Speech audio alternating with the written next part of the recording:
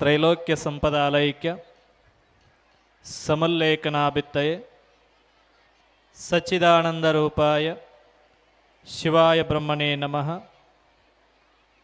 ಹಲವು ಮಾತೇನು ನೀನು ಒಲಿದು ಪಾದವನಿಟ್ಟ ನೆಲವೇ ಸುಕ್ಷೇತ್ರ ಜಲವೇ ಪಾವನ ತೀರ್ಥ ಸುಲಭ ಶ್ರೀ ಗುರುವೇ ಕೃಪೆಯಾಗು.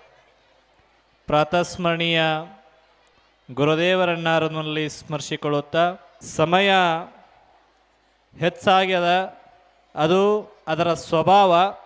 ಸಮಯವನ್ನು ಅರಿತು ಮಾತನಾಡದಿದ್ದರೆ ಕಮ್ಮಿ ಆಗೋದು ನನ್ನ ಪ್ರಭಾವ. ಅದಕ್ಕೆ ನಾ ಭಾಳಷ್ಟೇನು ಮಾತಾಡಂಗಿಲ್ಲ, ಒಂದು ಅರ್ಧ ತಾಸು ಮಾತಾಡ್ತೀನಿ. ಇಲ್ಲಿ ಒಂದಿಷ್ಟು ತಿಳ್ಕೊಂಡು ಹೋಗಬೇಕಾಗ್ತದೆ, ತಗೊಂಡು ಹೋಗಬೇಕಾಗ್ತದೆ.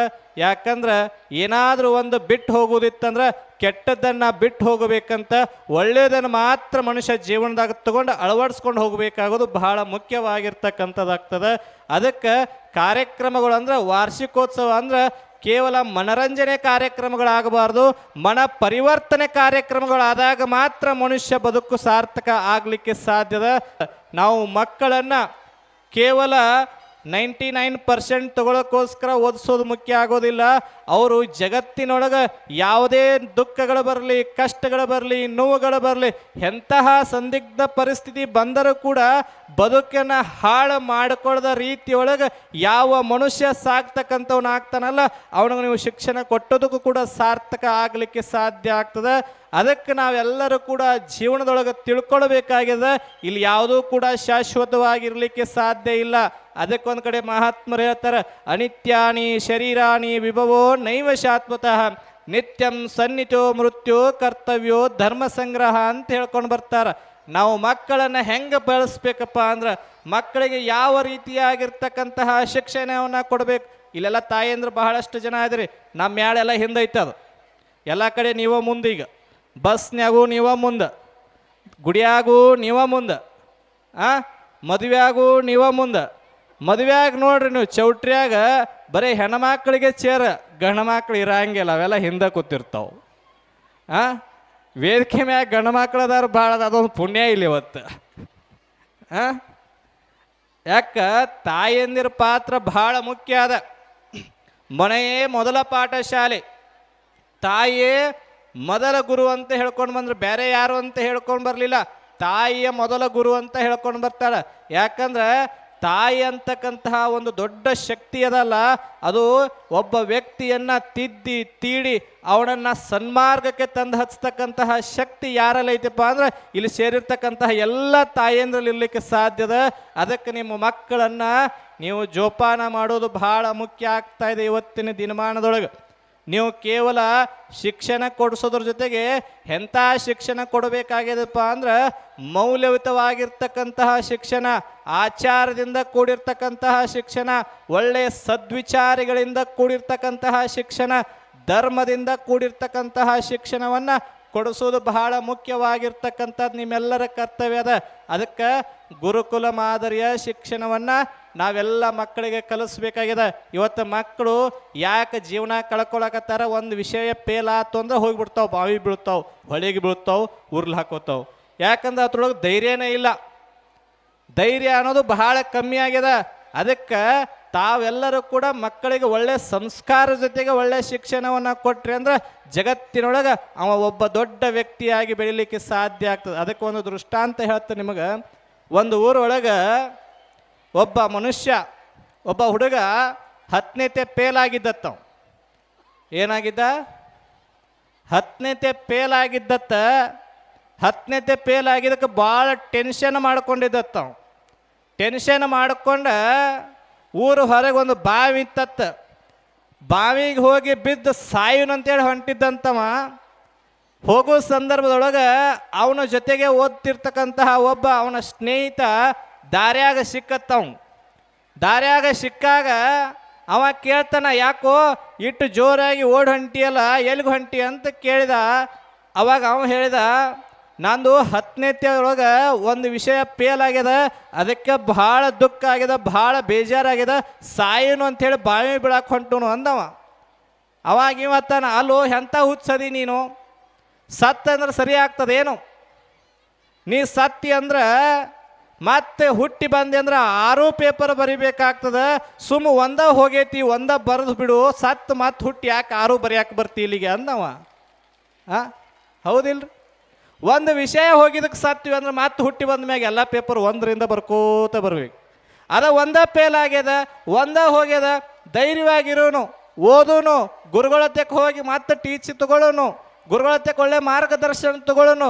ಒಂದು ಫೇಲ್ ಆಗಿದ್ದಕ್ಕೋಸ್ಕರ ಜೀವನ ಫೇಲ್ ಮಾಡ್ಕೋಬಾರ್ದು.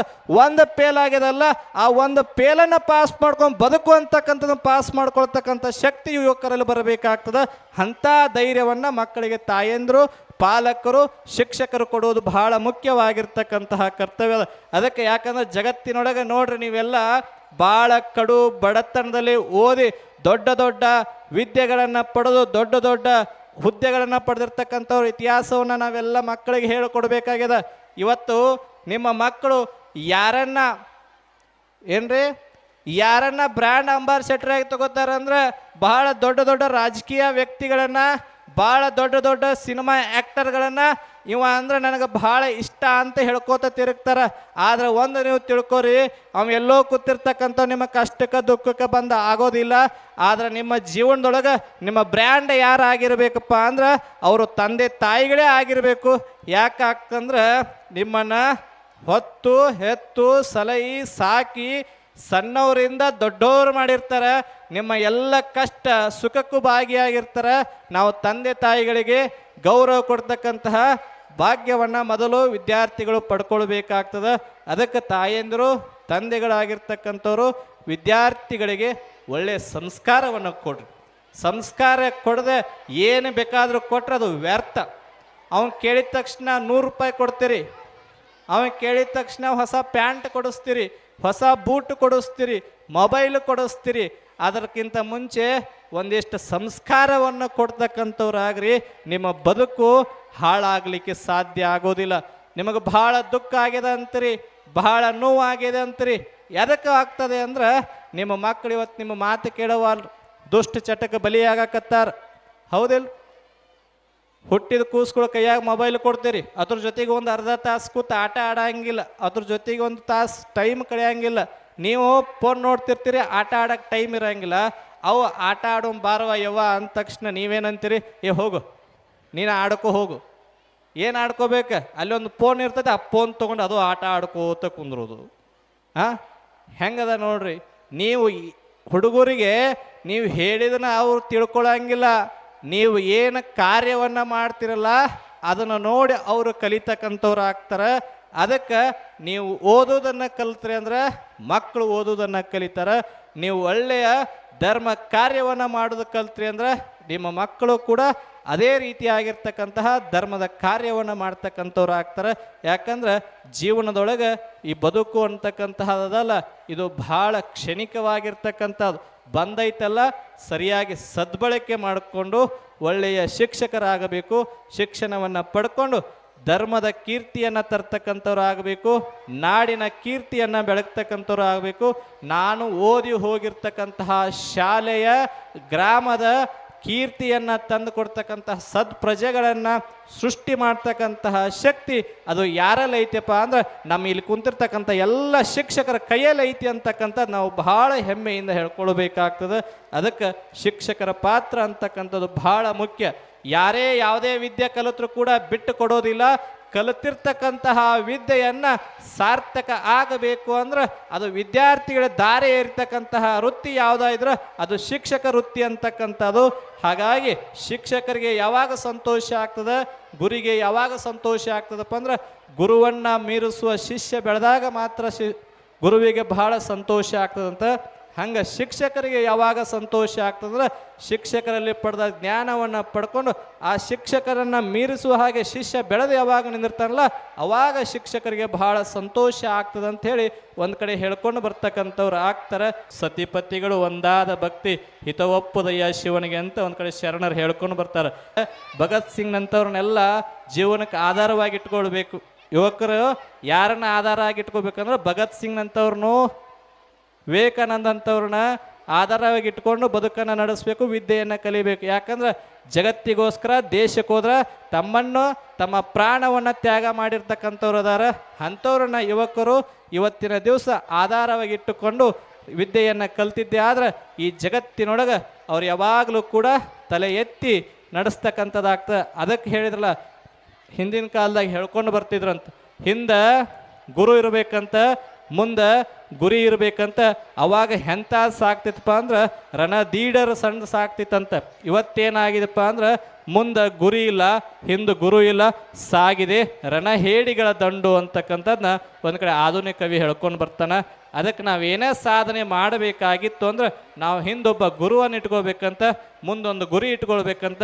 ಗುರು ಮಾರ್ಗದರ್ಶಕನದಲ್ಲಿ ಯಾವ ವ್ಯಕ್ತಿ ಸಾಕ್ತಾನಲ್ಲ ಅವನ ಬದುಕು, ಅವನ ಬದುಕಿನ ಜೀವನ ಯಾವಾಗಲೂ ಕೂಡ ಈ ಜಗತ್ತಿನೊಳಗೆ ಶಾಶ್ವತವಾಗಿ ಕೀರ್ತಿಮಯವಾಗಿ ಉಳಿಲಿಕ್ಕೆ ಸಾಧ್ಯ ಆಗ್ತದೆ.